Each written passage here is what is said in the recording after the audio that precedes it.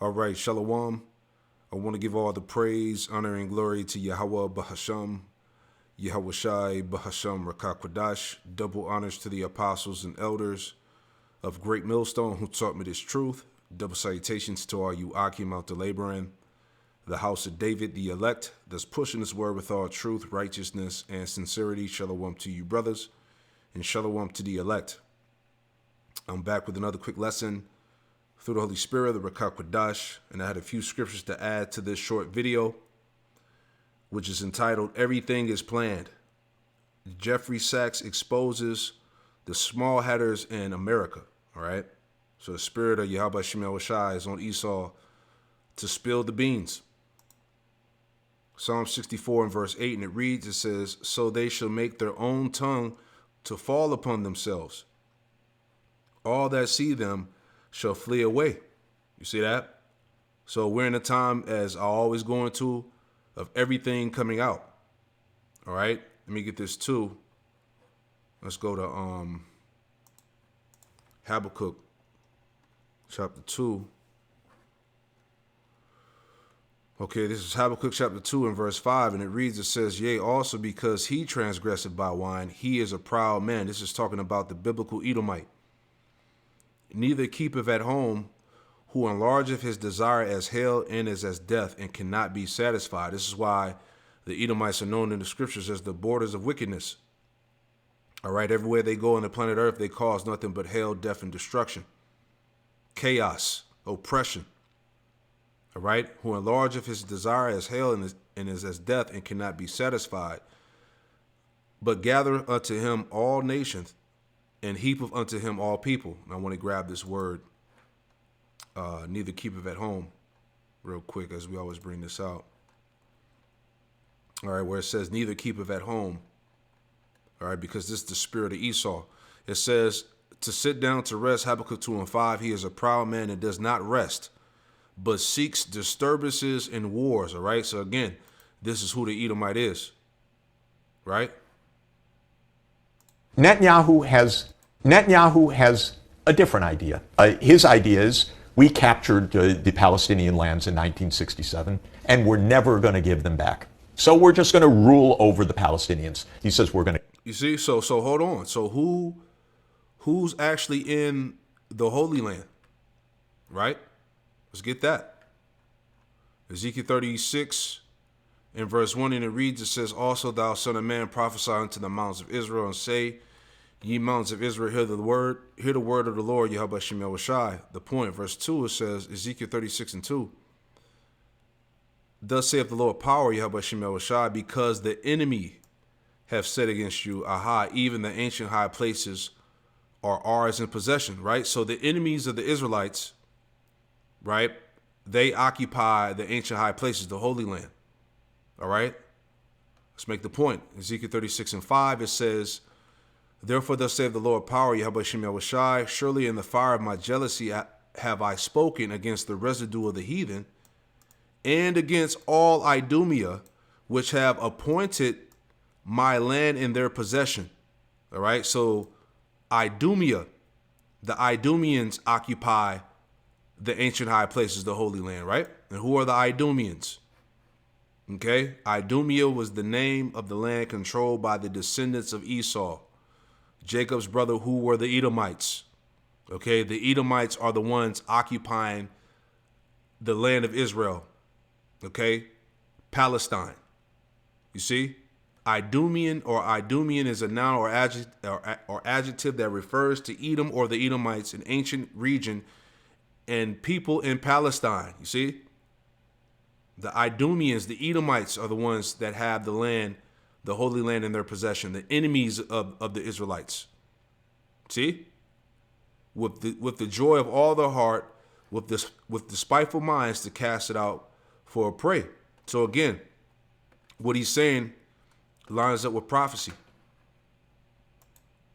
Netanyahu has a different idea. His idea is, we captured the Palestinian lands in 1967, and we're never going to give them back. So we're just going to rule over the Palestinians. He says we're going to keep. Yeah, so and how did they get the land? All right, through something called the Balfour Declaration, which was established in 1917. all right, which pretty much set up the the foundation for 1948 for the creation of a Jewish state in the land of Israel. Right? That's how they got that land. Never going to give them back. So we're just going to rule over the Palestinians. He says we're going to keep the land. There will be resistance. Hamas, Hezbollah, other militant resistance. What will we do about it? Right. So he says they're saying there will be resistance, and the resistance is the countries that he's naming, but they're also called, as we brought out, the axis of resistance, right? And I was want to pull that back up because these are the names that he listed. Right? The axis of resistance primarily includes Iran, Hezbollah, and Lebanon, the Syrian armed forces, Hamas, and various militias in Iraq and Yemen, such as the Houthis. This coalition is characterized by its opposition to Israel and Western influence in the Middle East. Okay? Which brought me to 2 Ezra 15 real quick. All right?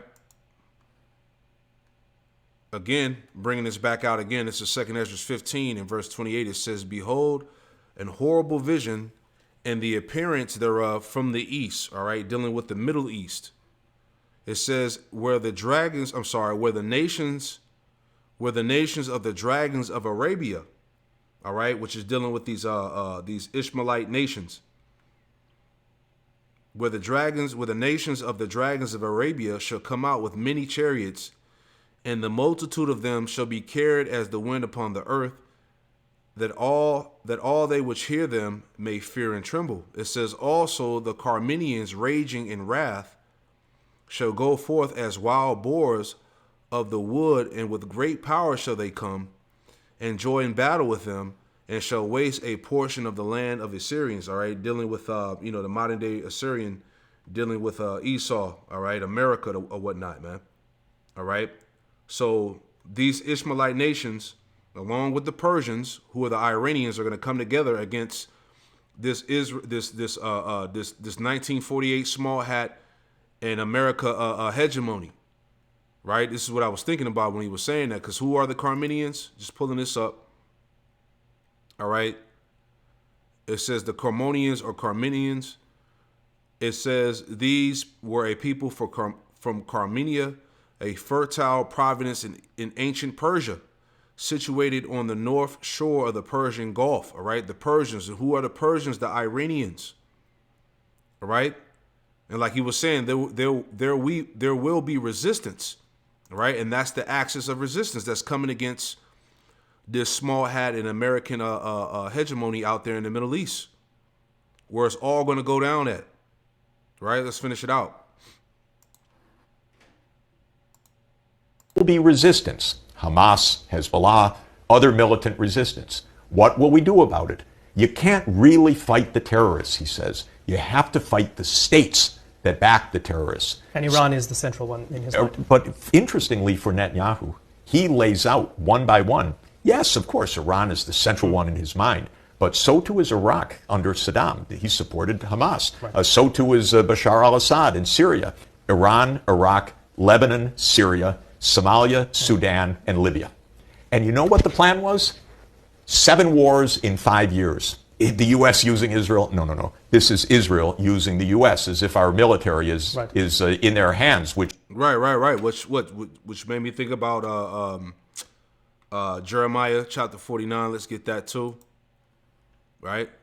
This is Jeremiah chapter 49 and verse 20. It says, "Therefore hear the counsel of the Lord, Yahweh Shem Yahushai, that he have taken against Edom, and his purposes that he had proposed against the inhabitants of Teman. Surely the least of the flock shall draw them out.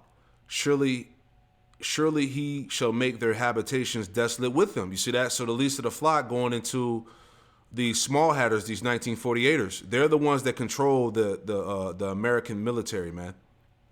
You see? And they're the ones that's going to draw America into nuclear war, World War III, which the Lord said he's going to make their habitations desolate with them, because the Lord is going to destroy the small hats and the American hegemony. And right now, as we were reading about just now, that about that axis of resistance, because they're going to band together to come against Okay, the JOO in America, right? Let me finish that out in 2nd Ezra 15, right? Reading verse 30 again, 2nd Ezra 15 and 30, it says, also the Carmenians, raging in wrath, shall go forth as wild boars of the wood, and with great power shall they come and join battle with them, and shall waste a portion of the land of the Assyrians, all right? Dealing with Esau, dealing with America, right? It says, and then shall the dragons have the upper hand, remembering their nature, and if they shall turn themselves, conspiring together in great power to persecute them, right? Because, you know, Iran and these Ishmaelite nations, you know, as we read, the axis of resistance are coming together to come against, you know, Esau, basically.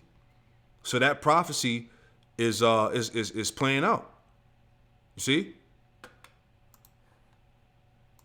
In effect, it is. You take Wolfowitz and you take Feith and you take these neocons and you take Netanyahu. They game planned the whole thing out. Well, I regard Netanyahu as having been our greatest disastrous president of the 21st century because he ran American foreign policy for 20 years and he cost us trillions of dollars. And where is the Middle East today? War in Syria, war in Lebanon, war in Palestine, unrest in Iraq, war in Yemen, chaos in Sudan, chaos in Somalia, chaos in Libya. Great job, Bibi. You did a terrific job. Yeah, so as he said, it's all planned. This is why all these wars are going on in the so-called Middle East, man. And that's the region where it's all going to end at. All right? Joel 3 and 2, and it reads, it says, I'll start at 1. Joel 3 and 1, it says, for behold, in those days and in that time, when I shall bring again the captivity of Judah and Jerusalem, this is the time of salvation, okay, of the Lord's elect. Verse 2, I will also gather all nations and will bring them down into the valley of Jehoshaphat, or Yahweh Shaphat, which means Yahweh judges, and will plead with them there for my people and for my heritage Israel, whom they have scattered amongst the nations and parted my land. So the Lord is going to gather all the nations in that so-called Middle East region. Okay, that's where it's all going to go down at. That's why Donald Trump said that there's some prophets that say that the end of the world is going to happen in the Middle East. Okay? All of these devils are watching the prophets. They're paying attention to the prophecies.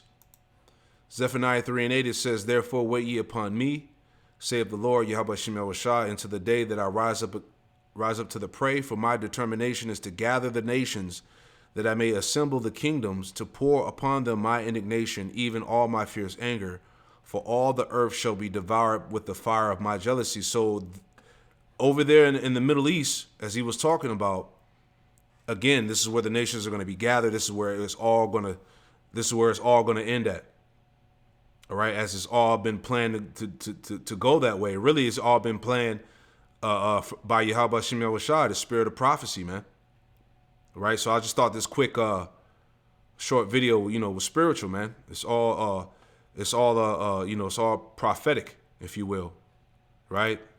Micah 2 and 1, woe to the oppressors, woe to them that advise iniquity and work evil upon their beds. When the morning is light, they practice it, because it is in the power of their hands. Right. And that devil, not a Jew.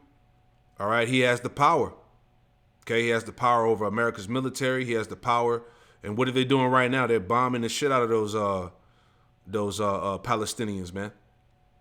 All right. The main plan from jump was to take over the whole land, not to share that land. And we're seeing the true intentions, right? This is why these wars and all of the, commotion and uproars are happening out there in that region of the world. Micah 2 and 2, and they covet fields and take them by violence, and houses and take them away. So they oppress a man in his house, even a man in his heritage. And this is what these devils do. All right. America is known as in the scriptures as the hammer of the earth, man. All right. But everything is moving according to the will of Yahweh Shemel Shai. And we are at the doorstep of World War III nuclear destruction. Everything is planned. Shalom.